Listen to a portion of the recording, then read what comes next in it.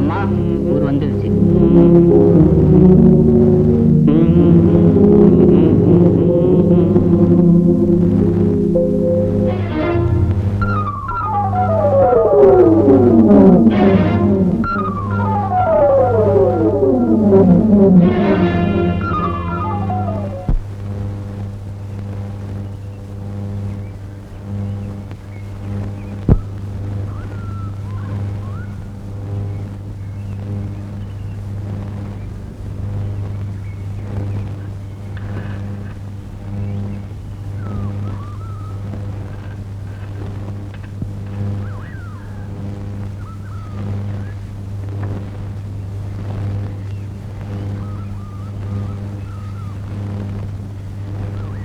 அம்மா சாவித்ரி, எப்போ வந்த?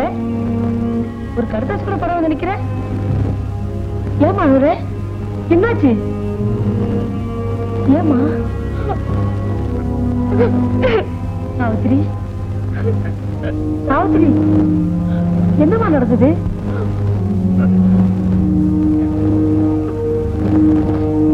என்னம்மா ஒண்ணுமே சொல்லாம போது?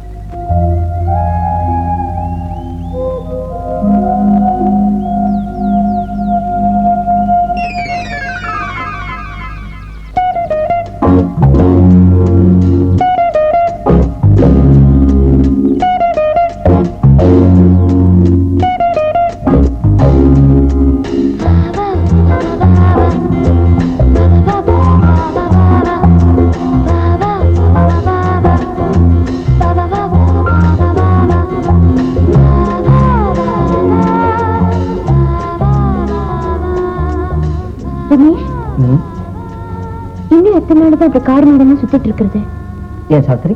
இது உங்களுக்கு பிடிக்கலையா? பிடிச்சிருக்கு. ஆனா இதை விட குடும்பம் நடத்தணுங்கிற ஆசை, 4 செவத்துக்குள்ள நல்லது கெட்டதை அனுபவிக்கணுங்கிற ஆசை, உங்களுக்கு வகை வகையா சமைச்சு போடணுங்கிற ஆசை. உன் ஆசை கூடிய சீக்கிரம் நிறைவேற கிடவது என் ஆசீர்வாதம். எப்ப நான் கல்யாணம் பேச்சு எடுத்தாலும் ஏதாவது வேடிக்கையா பேசி பேச்ச மாத்துறீங்க. அதுவே எனக்கு பயமா இருக்கு. சாவித்ரி, நான் ஒரு சிக்கல்ல மாட்டிட்டு இருக்கேன். அந்த பிசினஸ் சம்பந்தத்தை ஒரேடியா க்ளோஸ் பண்ணி மூடிடலாம்னு முடிவு பண்ணிருக்கேன். ஏன் பிசினஸ் சரியா நடக்கலையா? ஆமா, மனசுக்கும் கஷ்டம், எல்லாத்துலயும் நஷ்டம். சாவித்ரி, இன்னும் கொஞ்ச நாள் காத்துரு. அதுக்கப்புறம் உன்னை கல்யாணம் பண்ணிக்கிட்டு பண்ணிட்டு இந்த ஜென்மம் பூரா சந்தோஷமா வாழ்வோம். சாவித்திரி, என்ன வெக்கமா இருக்கா?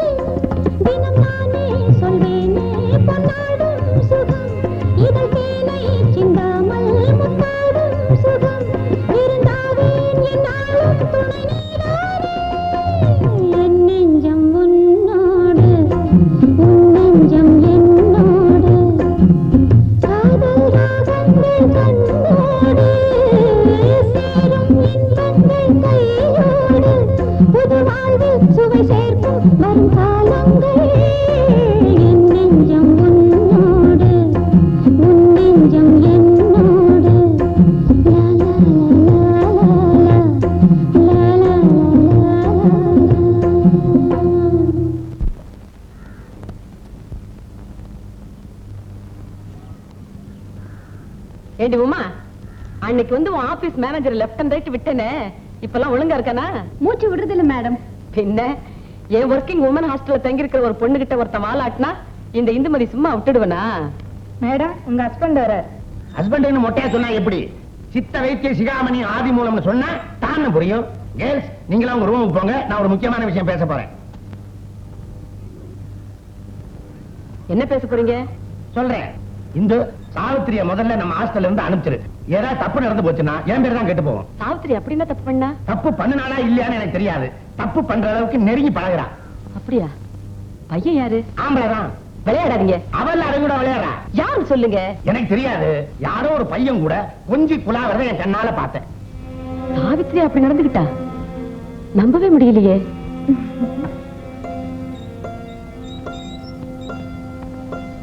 Good evening madam. சாவித்திரி, நீ பண்றது ஒண்ணும் சரியில்லம்மா. ஊர் விட்டு ஊர் வந்து வேலை பாக்குற. எங்க ஹாஸ்டல்ல தங்கி இருக்கிற. என் ஹாஸ்டலுக்கு கெட்ட பேர் வாங்கி கொடுத்துறாத. மேடம், நிச்சயமா நான் அப்படி நடந்துக்க மாட்டேன். இவர் என் ஃப்ரெண்ட், பேர் ரமேஷ். நாங்க ஒருத்தர் நேசிக்கிறோம். உங்களுக்கு இன்ட்ரடியூஸ் பண்றதுக்காக தான் இன்னைக்கு அழைச்சிட்டு வந்தேன். ஆமா மேடம், நாங்க 2 பேரும் கல்யாணம் பண்ணிக்க போறோம். மிஸ்டர் ரமேஷ், இத நீங்க என்கிட்ட சொல்லணுங்கிற அவசியமே இல்ல. இங்க தங்கி இருக்கிற வரைக்கும் தான் சாவித்திரிக்கு நான் கார்டியன். அவ கல்யாணத்துக்கு சம்மதிக்க வேண்டியதெல்லாம் அவங்க அம்மா. சரி மேடம். கல்யாணம் முடிகிற வரைக்கும் 2 பேரும் ஒரு ஜான் விலையே இருந்து பழகுங்க. உங்க கல்யாணத்துக்கு மறக்காம இன்விடேஷன் அனுப்பிச்சிரு. நான் வந்து வஞ்சம் இல்லாம சாப்பிடுவேன். சரியான சாப்பாடா ஏற்பாடு பண்ணு. மணி,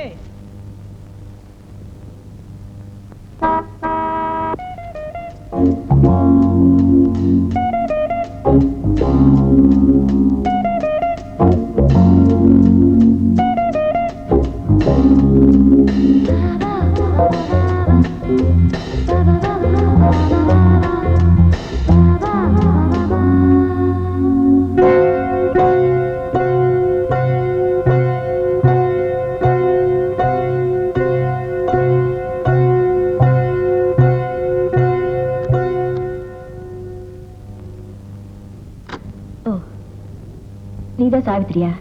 ஆமா. நீங்க? கார்ல ஏறு. உங்ககிட்ட முக்கியமான விஷயம் பேசணும். ரமேஷ் வந்து கூப்பிட்டதா வருவியா? வா, வண்டியில ஏறு.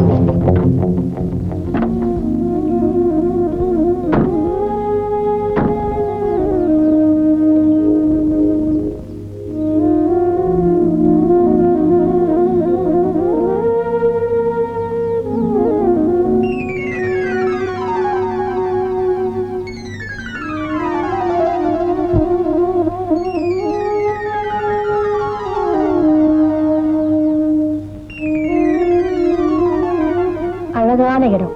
இங்கதான் அடிக்கடி சந்திப்பீங்க இல்ல? உன்னை பார்த்தா நல்ல குடும்பத்தை சேர்ந்த பொண்ணுமா தெரியுது. ஆனா உன்னுடைய நடவடிக்கைகள் அதுக்கேத்த மாதிரி இல்லையே. என்னோட நடவடிக்கையில என்ன தப்பு கண்டீங்க? நீங்க யாரு? அடே அப்பா, உனக்கு ரொம்பவே கோவம் வருது. முன்பின் தெரியாத ஆம்பளை கிட்ட ஒருத்தர் நெருங்கி பழகுறான்னா ஒண்ணு அவ விபச்சாரியா இருக்கணும், இல்லன்னா முட்டாளா இருக்கணும். நீ யாருன்னு நான் தெரிஞ்சுக்கலாமா? அம்மா, வார்த்தை அளந்து பேசுங்க. ரமேஷ் நான் ஒருத்தர் காதலிக்கிறோம். அவர் எனக்கு சத்தியம் பண்ணி கொடுத்திருக்காரு. நான் அவரை நம்புறேன். ஏற்கனவே என்ன கல்யாணம் பண்ணிக்கிட்டு அவரு உன்னையும் கல்யாணம் பண்ணிக்கிறேன்னு சத்தியம் வேறு செஞ்சாரா? என்ன கல்யாணம் பண்ணிக்கிட்ட விஷயத்தை மட்டும் மறைச்சிட்டாரோ இல்ல அது தெரிஞ்ச நீ அவரை? சத்தியமா இதெல்லாம் எனக்கு தெரியாது. தெரிஞ்சிருந்தா நான் அவர் கூட பழகிருக்கவே மாட்டேன். குட். நான் பயந்த அளவுக்கு நீ மோசமான பெண் இல்ல. நான் அவருடைய மனைவிங்கிறது நீ நம்புறியா? இல்ல கல்யாண பத்திரிகை போட்டோ எல்லாமே காட்டுமா?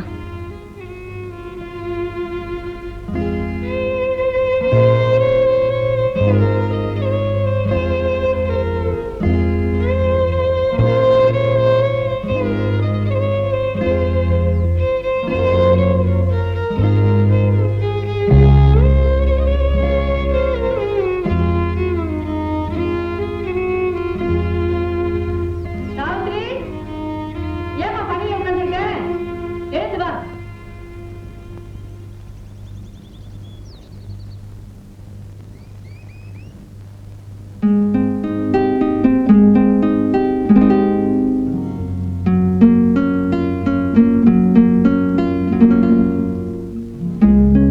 கல்பனா, மணி 10:30 இல்ல 10:35.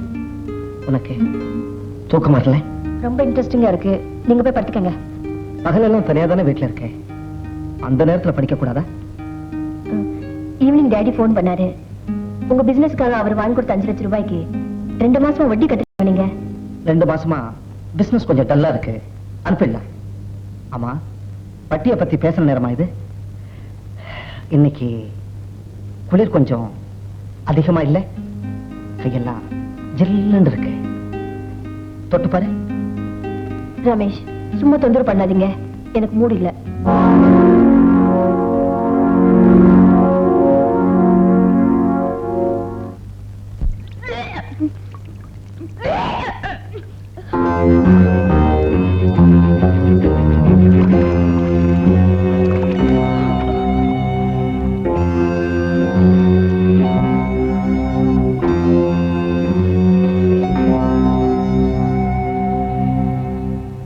அண்ணே, சாவித்திரி இருக்கிற மனோநிலையில ஏதாவது பண்ணிக்குவாளோன்னு ராப்பகலா அவளை கண்காணிச்சிட்டு வந்தேன்.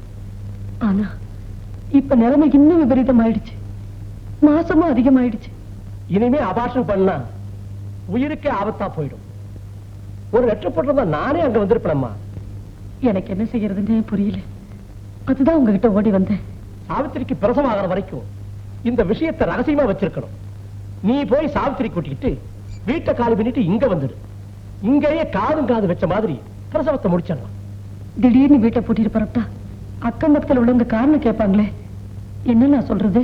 குன்னூர்ல சாவித்திரி வேலை செய்யற இடத்துலயே ஒரு வீடு எடுத்து தங்கிக்க போறோம், அவ வேலைக்கு போக வர வசதியா இருக்குன்னு சொல்லிக்க வேண்டியதுதானே.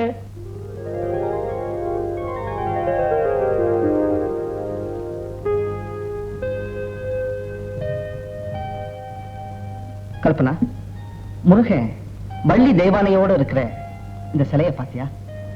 ஒரு மனுஷனுக்கு கல்யாணத்துக்கு பிறகும் காதல் வருங்கிறதுக்கு வள்ளி முருகன் காதல் ஒரு உதாரணம். டெல்லியில வாங்க, எனக்கு ரொம்ப பிடிச்சது. எனக்கு கொஞ்சம் கூட பிடிக்கல. ஒழுங்கா ஒருத்தையோட வாழ முடியாத ஆம்பளைங்க அவங்களுக்கு சாதகமா ஏற்படுத்தின கட்டுக்கதை அதான் இந்த முருகன். 2 பொண்டாட்டிக்காரன் கதை. கிருஷ்ணனுக்கு கூட 2 மனைவி, பாமா, ருக்மணி. கடவுளுக்கும் ஆளுக்கு ஒரு பிரச்சனை இருந்திருக்கலாம், அதனாலதான் இன்னொருத்திகிட்ட மனசை பறி கொடுத்திருக்காங்க. பாமா பொல்லாத கோபக்காரி. என்ன மாதிரின்னு மறைமுகமா சொல்றீங்களா? நோனோ, நான் அந்த மாதிரி சொல்லல. அது என்ன 2 பொண்டாட்டி கட்டிக்கிட்ட கடவுள் பேராவே சொல்றீங்க?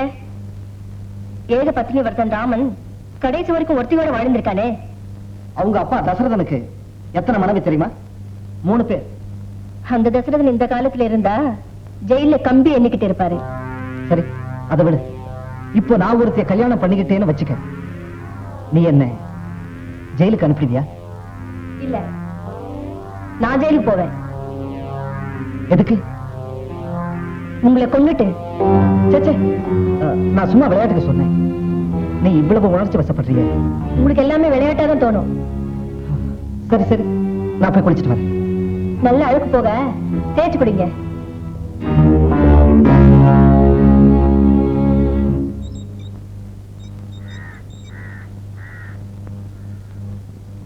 Madam please. என்ன? சாவித்திரி கொஞ்ச நாள் ஆபீஸுக்கு வரதுலன்னு சொன்னாங்க, உடம்புக்கு சௌகரியம் இல்லையான்னு பார்த்துட்டு போகலான்னு வந்தேன். ஏய்யா, நான் ஒரு சித்த வைத்தியம் இங்க இருக்கும்போது யாருக்காவது உடம்பு சரியில்லாம போயிருமா? மிஸ்டர் ரமேஷ், நீங்க செஞ்சது உங்களுக்கே நல்லா இருக்கா? கல்யாணம் ஆன நீங்க சாவித்திரி எப்படி காதலிக்கலாம்? மேடம், என்னுடைய நிலைமையை முழுசும் நீங்க கேட்டாதான் உண்மை புரியும். கேட்காமலே எனக்கு எல்லாம் புரிஞ்சு போச்சு. நல்ல வேளை கடைசி நேரத்துல சாவித்திரி உண்மையை புரிஞ்சுக்கிட்டு உங்ககிட்டே தப்பிச்சு ஊருக்கு போயிட்டேன். மேடம், நான் கல்யாணம் ஆனவங்கிறத சந்தர்ப்பம் வரும்போது சாவித்திரி கிட்ட சொல்லலாம்னு நினைச்சேன். என்னையா பெரிய சந்தர்ப்பம்? கல்யாணம் ஆனதுக்கு பிறகு என்ன காதல் வேண்டி இருக்கு? அது என் தலைவிதி. உங்களால சாவித்திரி அட்ரஸ் கொடுக்க முடியுமா? சாவித்திரி உங்க முகத்திலே முழிக்க விருப்பம் இல்லாம தான் ஊரை விட்டே போயிட்டா. அங்கேயும் போய் தொல்லை கொடுக்க வேண்டாம், போயிட்டு வாங்க. நீங்க வாங்க.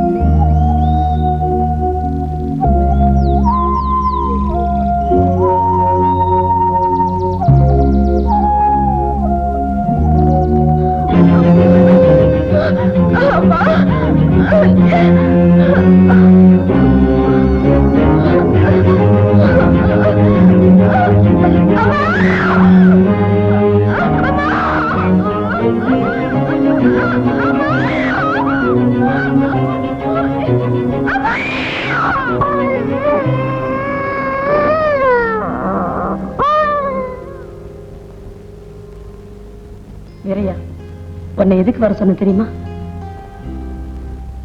இந்த குழந்தையை வளர்க்கிற பொறுப்பை உங்ககிட்ட ஒப்படைக்கப்பாரு. இந்த ஏமா இது யார் குழந்தைங்க? என் தூரத்து சொந்தக்கார பொண்ணு ஒருத்தி பிரசவத்துல செத்துட்டா. அவ குழந்தை இது.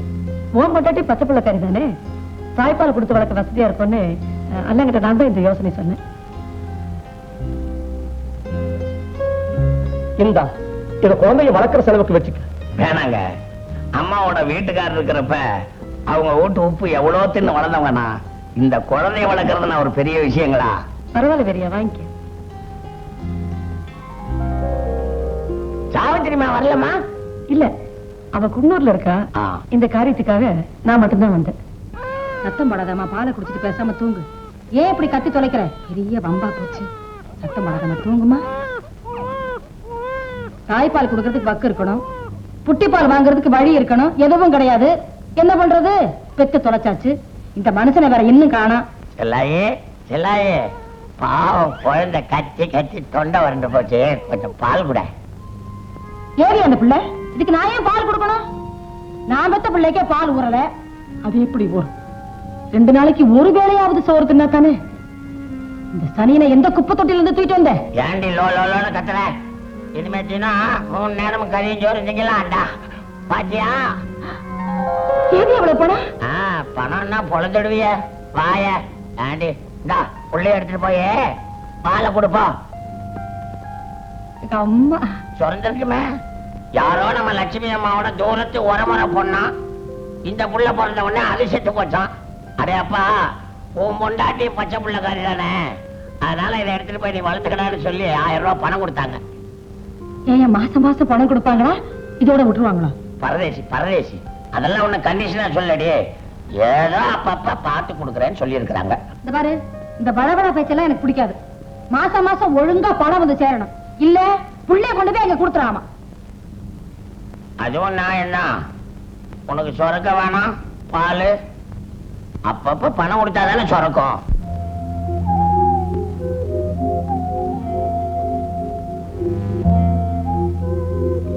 சாவித்திரி, ஏமா அழுதுகிட்டே இருக்கிற? என்னமோ எல்லாம் கனவு மாதிரி நடந்து போச்சு. ஏமா, குழந்தை இறந்தே பிறந்ததா இல்ல பிறந்த அப்புறம் இறந்ததா? இறந்துதான் பிறந்ததும்மா. சாவித்திரி, உன் வாழ்க்கையில இப்படி ஒரு சம்பவம் நடந்ததுங்கிறது நீ மறந்துடணுமா?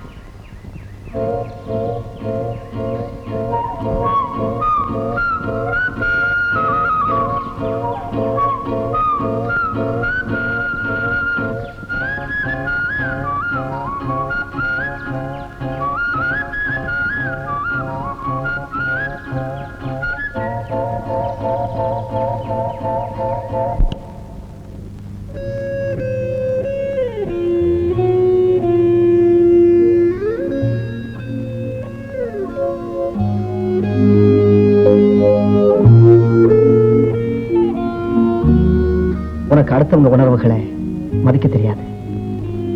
பணத்தினர் புருஷனை விலை கொடுத்து வாங்கிட்டோங்கிற அகம்பாவம். நீ தேவைப்பட்ட நேரத்துல கூப்பிட்டா ஓடி வர்றதுக்கு நான் உங்க வீட்டு வேலைக்காரன் இல்லை, கடன்காரன். முதல்ல இந்த நாகதாளி வேற போடணுங்க. இந்த ஆதிமூலத்தை சாதாரணமா நினைச்சிட்டு இருக்காங்க. சித்த வைத்தியத்திலே புதுசு புதுசா கண்டுபிடிச்சு தனியா ஒரு கொடியேத்தி பறக்க விடுறனா இல்லையான்னு பாரு. ஏண்டா மாருதி ஓட்டல்ல நல்லா மாவாட்டவனாச்சே, நீ வந்தா அரப்பை நினைச்சு கூட்டிட்டு வந்தா வேர்க்க வேர்க்க நான் அரைச்சிட்டு இருக்கேன், நீ பாத்துட்டு இருக்கிறேடா. 2 நாளா தோல் வலிங்க. அறிவு கட்டவனே, இத முன்னாடியே சொன்னானடா.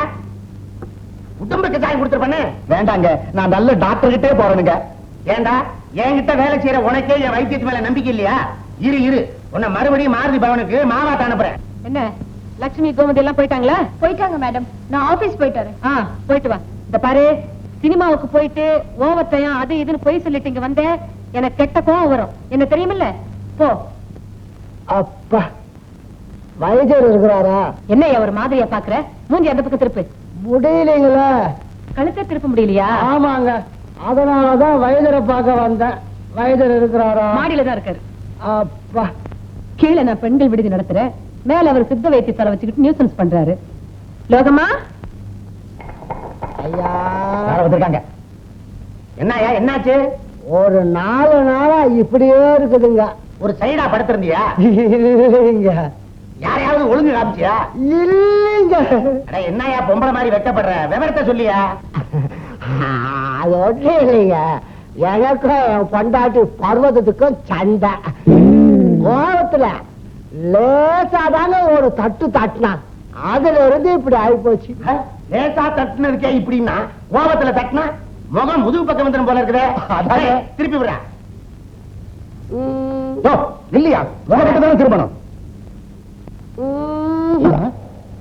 திருப்புடா.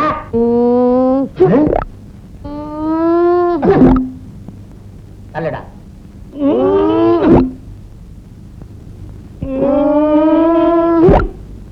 உனக்கு நரம்பு சுத்தி ஸ்பிரிங் ஆயிடுச்சியா?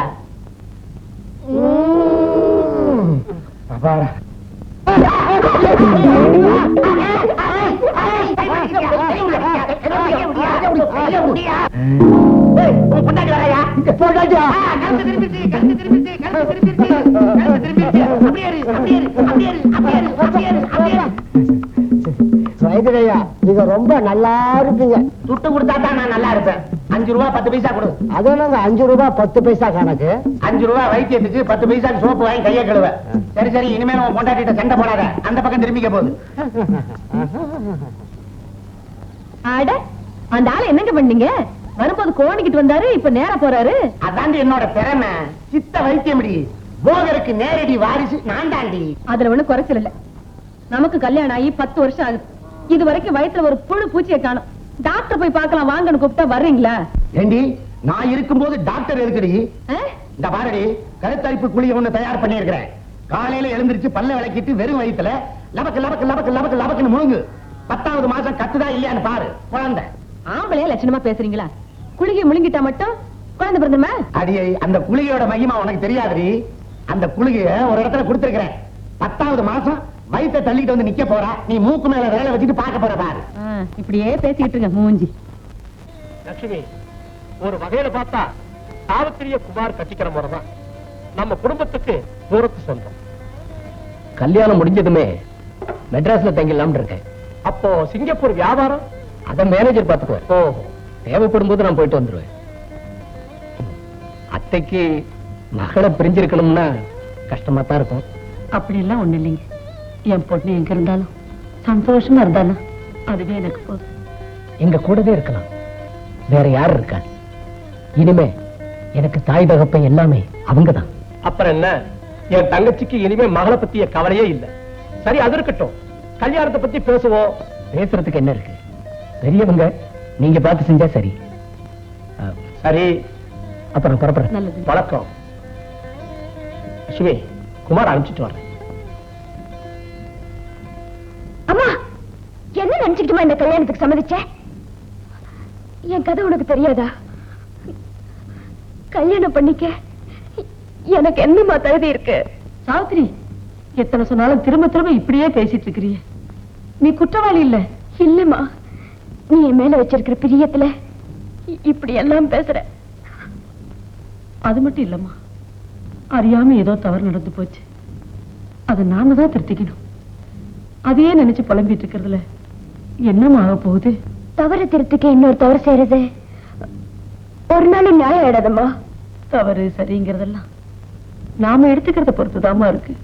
இல்லம்மா, இந்த கல்யாணத்துக்கு நான் சம்மதிச்சா வாழ்நாள் பூராவும் நான் முள்ளு மேல நிக்கிற மாதிரி இருக்கும். வேண்டாமா, இந்த அக்னி பரீட்சை எனக்கு வேண்டவே வேண்டாம். சாவித்திரி, நீ படிச்ச பொண்ணு, ஒரு தாயோட மனசை புரிஞ்சுக்கம்மா. உனக்காகத்தான் நான் இவ்வளவு பாடுபடுறேன். ஏன் தெரியுமா? உனக்கு ஒரு நல்ல வாழ்க்கை அமையணுங்கிறதுக்காகத்தான். எனக்கு வேற எந்த பொண்ணு புள்ள இருக்காங்க கல்யாணம் பண்ணி வச்சு கண்குளிர பாக்குறதுக்கு? சாவித்திரி, இந்த கல்யாணத்துக்கு நீ சம்மதிக்கலன்னா நான் எதுக்காகமா உயிரோட இருக்கணும்? உன் விருப்பப்படியே செய்.